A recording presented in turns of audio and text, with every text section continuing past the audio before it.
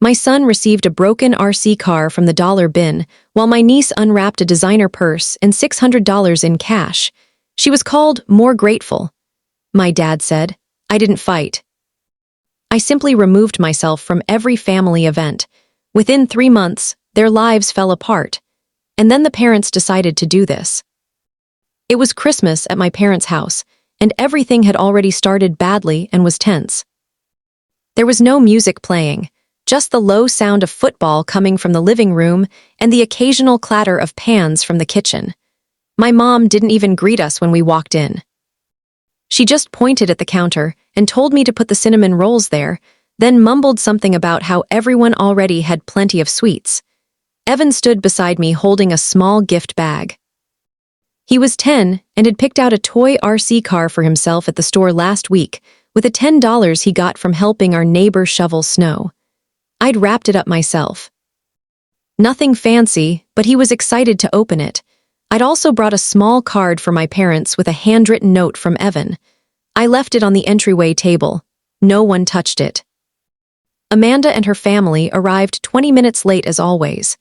My mom suddenly lit up, hugging them like she hadn't seen them in years, even though she and Amanda had been at the spa together 2 days before. My niece walked in first, holding up her phone, filming everything. Then she made sure everyone saw her new purse, a Louis's Vuitton with the tag still attached. My dad asked if she liked her little surprise in the driveway. That's when Evan saw it. A brand new Lexus parked out front, red bow and everything. 17 years old, no license, and she's being gifted a car like it's a balloon. Everyone cheered. I stood there holding Evan's jacket, wondering how no one thought this might be weird. Fifth, it is plain wrong. But they didn't. They acted like this was just how things were supposed to be. We all gathered in the living room to open gifts. My mom handed out presents to Amanda's family first. They were all wrapped in elegant gold paper with custom name tags. My niece tore through them like a game show contestant. First the shoes, then the perfume, then the envelope. $600 in cash. No one even blinked. My dad said something about how she works so hard and knows the value of things. I waited for them to call Evan's name. They didn't. After a few minutes, my mom pointed to a small bag near the tree and said, "Oh, that one's for him." It wasn't wrapped, just a wrinkled dollar store plastic bag with a single piece of tape. Evan reached for it, pulled out the car, and smiled. It was the exact same toy he picked for himself. The same cheap RC car, except this one had no batteries, no packaging, nothing. It wasn't a gift. It was a leftover. He looked at me like he didn't want to make a big deal out of it, said thank you quietly, and sat back down. My mom glanced over and said, "See, he's learning to be thankful, not like some kids." My dad looked right at me and added, "Amanda's raised a grateful daughter." You should take notes. I didn't say anything. I helped Evan gather his things, thanked everyone for the lovely morning, and said we had to head out early. Something about Evan not feeling well. They barely reacted. Amanda was too busy taking pictures of her daughter posing in front of the car, and my parents were talking about Easter plans. That night, I removed myself from the family spreadsheet I'd managed for the last 6 years. I stopped tracking birthdays, coordinating meals, updating addresses. I left the group chat. No goodbye, no dramatic exit, just silence. I didn't even tell Evan what I was doing. I just knew I couldn't let him grow up thinking that what happened that morning was normal.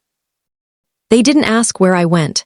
They didn't check in when I skipped the next family dinner or when I didn't show up for my dad's birthday. Amanda sent me one passive-aggressive text asking if I was mad about something. I didn't reply. 3 months later, everything began to crumble and I wasn't even watching. Not yet. 3 months went by and I didn't hear a single word from them. Not one message, no missed calls, no birthday reminders, nothing. It was like I'd been erased. And that told me more than any apology ever could, but I didn't regret stepping back. Evan was sleeping better. I was sleeping better. For once, our weekends weren't packed with forced obligations and car rides to people who barely looked him in the eye. Then the first crack showed. It was Evan who noticed it. We were picking up groceries when he saw my dad's truck in the parking lot. I almost didn't believe it at first. He never shops at that store. Too bougie, as he liked to say, but there he was standing near the returns desk holding a stack of envelopes and looking stressed. He didn't see us. Evan tugged on my sleeve and whispered, "Why is Grandpa trying to return birthday cards?" It wasn't just the cards. He had a cart with unopened decorations and plastic table where stuff my mom usually buys in bulk and stockpiles in the basement. I watched him argue with the clerk for several minutes. When they didn't give him cash back, he walked out with everything and stood by his truck for a long time, not moving. Then he got in and drove off. I didn't say anything to Evan. Just told him we'd grab some ice cream before heading home. But that night, I found Amanda's Instagram account. She'd switched it to private months ago. I guess she forgot she hadn't blocked me yet. Her last post was from a few weeks ago. It was a selfie in her bathroom mirror with a caption that said, "Can't believe people can't mind their own business." Maybe if they helped instead of judging, we wouldn't be here. No comments, no likes. I clicked on her stories. One was a screenshot of a GoFundMe. I tapped through. The goal was $12,000. The reason: unexpected business expenses and temporary hardship after family fallout. Family fallout. My parents own a small catering company. They've run it for years, mostly events and weddings. It was never huge, but I helped a lot. Did their books, set up their invoices, ran the calendar, organized contracts, wrote emails for free every weekend for years. They never once thanked me. Now the posts were different. Reviews from clients complaining about late arrivals, canceled orders, no one answering phones. I knew what was happening. It wasn't bad luck. They were trying to keep the machine running with no one left to run it. Amanda wasn't built for stress, and my mom had never touched a spreadsheet in her life. The GoFundMe had raised $320 in 2 weeks. Most of the donations were anonymous. One was from someone named Still Grateful who gave $5. A few days later, my phone rang. I didn't recognize the number, but I picked up anyway. It was one of their old clients. A woman I remembered helping with a graduation party last year. She asked if I was still handling bookings. I told her I wasn't. She sighed and said, "Figures, nothing's been the same since you left. It's kind of a mess over there." I didn't ask for details. I didn't have to, but still I said nothing. No warning. No, I told you. No text to my mom. Not even when I heard they had to refund 3 weddings in a row. I stayed out of it. Then Evan came home from school one day and said something that made my stomach flip. "Grandma and Grandpa picked up Bella early today. Bella is Amanda's daughter. He goes to the same school as Evan. Same grade, but my parents had never picked up Evan. Not once. Not when he had the flu. Not when I was late from work. Not even when I was in the ER for a night last year. Amanda was always the priority. And Bella was the golden child of the golden child. I didn't say anything right away, just nodded. But in my head, I started wondering if they were desperate enough to show up at school. What were they planning next? I didn't have to wait long to find out. It started with a card in the mail. No envelope, just a folded piece of printer paper tucked inside a plain white one addressed to me in my mother's handwriting. Inside it said, "We miss you. Please come by this weekend." No pressure, just family, that was it.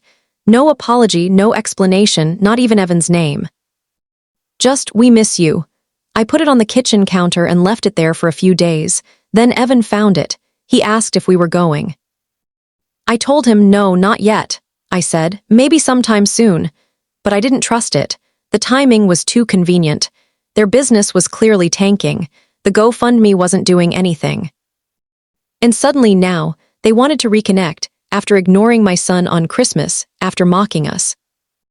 But Evan started bringing them up more often, saying he missed them, saying maybe things would be different now.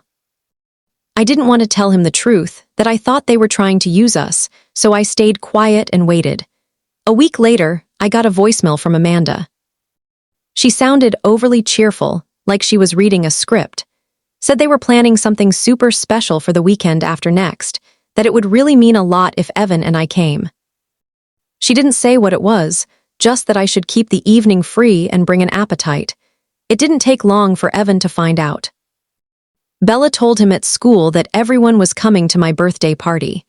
He ran home excited, asking what I wanted to wear, what kind of cake they'd make if we take pictures. I hadn't agreed to anything. I thought about ignoring it.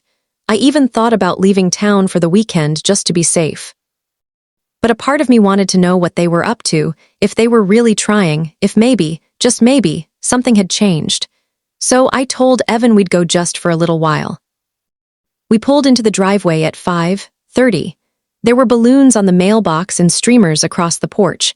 The lights were on in every room. It felt staged like a house on display. Amanda opened the door like she'd been waiting there the whole time. My parents stood behind her, both smiling in that stiff, forced way that instantly felt off. My dad even hugged me, which was strange because he never hugs anyone. Inside, everything looked perfect. A huge banner hung in the dining room that read, "Happy birthday, Karen." Evan ran straight to the dessert table where they'd laid out all his favorite treats. For a brief moment, I questioned myself. Maybe I'd been wrong. Maybe they were actually trying. Maybe this was their way of fixing things. The night felt almost too smooth. Everyone was polite. My mom complimented my dress. My dad kept asking Evan about school. Amanda stayed glued to her phone but didn't make any snide remarks. Dinner was over the top, steak, pasta, salad, and more sides than necessary. It felt like they were trying too hard, like they were covering something up. I just didn't know what yet. Near the end of the night, my mom stood up and tapped her glass. She said they had something special for me, to thank me for everything I'd done over the years. She handed me a gift bag and told me to open it. Inside was a leather-bound journal with a strap. At first, I thought it was a thoughtful gift, then I opened it. The first page wasn't blank. It was a list, bullet points, headings, business plans, client contacts, to-do lists. All in my handwriting. Page after page copied from the spreadsheets I'd created back when I helped run their catering business. They'd printed everything. My dad cleared his throat and said they were ready to take the business seriously again. They wanted to restructure and bring me back officially this time, as a partner. My mom nodded, admitting they'd made mistakes before, but said they needed someone they could trust. Someone who actually knew what she was doing. Amanda added that they were even willing to offer me a percentage once things stabilized. That's when it hit me. The party wasn't for me. It was a pitch, a setup. They thought food, decorations, and fake smiles would pull me back in. They thought I'd forgotten what they'd said about my son, about what they'd done. Evan looked up at me, smiling, still holding a half-eaten cupcake. I stood up and said, "No, not I'll think about it, not we'll talk later, just no." The room went silent. Amanda rolled her eyes and muttered something. My dad immediately raised his voice, asking what I expected him to do, saying they were drowning and just trying to fix things. I told him I wasn't their backup plan. Then my mom said the one thing I'll never forget. "You're being selfish. This isn't just about you, it's about family." "Grow up, Karen." I looked at Evan, who had suddenly gone quiet. I took his hand and we left. That was the last time I ever stepped foot in that house, and I never looked back. 2 days later, I got an email from a client I hadn't heard from in over a year. A small venue owner I used to work with when my parents' catering business was actually stable. The subject line was one word: urgent. She wrote a long, angry message explaining how my dad had promised a catering crew for a 75-person engagement party, and no one showed up. No calls answered. No refund, no confirmation. She wanted to know if I was still involved and if I could help. I was, and this wasn't the first email like that. I'd received 4 others that month, each more frustrated than the last. Then something even stranger happened. My old Venmo account, the one I used years ago to manage catering tips and petty cash, received a deposit. $300 from a woman I didn't recognize. The note read, "For the Johnson wedding." "Thanks, Karen." I froze. I hadn't worked a wedding in over 6 months. That's when I found out my parents had been using my name. Amanda had created an email address almost identical to mine and was taking bookings through it. They reused old invoices I'd made and copied my signature from a scan I'd sent years ago. Clients believed they were hiring me, that I was managing their events. They were profiting off my reputation, and now that everything was falling apart, my name was tied to the mess. I called a lawyer, just a free consultation, but the look on her face said everything. If this continued, I could be held responsible, not just for lost money, but for fraud. She told me to document everything and send a cease and desist immediately. That night, I sent one email. Do not ever use my name again. Short, direct, no emotion. The next day, Amanda texted me nonstop, screenshots, accusations, claiming I was tearing the family apart. My dad left a voicemail saying if I wanted to destroy what they built, he'd never forgive me. That was rich, considering I'd been the one holding it together for years. Then someone filed a fraudulent complaint against me, claiming I'd taken money and disappeared. I proved it was fake and it was closed, but it shook me. This wasn't family drama anymore, it was my future. I filed a police report, not charges yet, just a record. The final straw came when Evan brought home a flyer for a community event hosted by my parents' catering business. My name was listed as a sponsor. They were using me to look credible. Evan thought it meant everything was okay. That night, I pressed charges for fraud and identity theft. Weeks later, a lawyer's letter arrived. Not an apology, a request.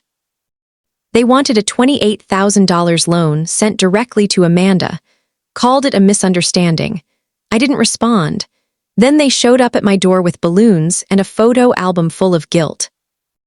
My dad said if I wouldn't help them, I should at least do it for Evan. I told them to leave and shut the door. Evan asked later if we'd ever see them again. I told him no. I blocked every number. 6 weeks of silence passed, until a debt collector showed up. My parents had forged my signature on a loan and listed my old address. We filed another fraud report. There may be court. Evan overheard and asked if his grandma stole from me. I nodded. The next day, I found a drawing in his backpack, 4 stick figures. 3 crossed out. They lied. That's when I knew it was over. I moved us, changed numbers, locked everything down legally. One night over grilled cheese, Evan said, "It's better now." And he was right. We're gone, and we're never going back.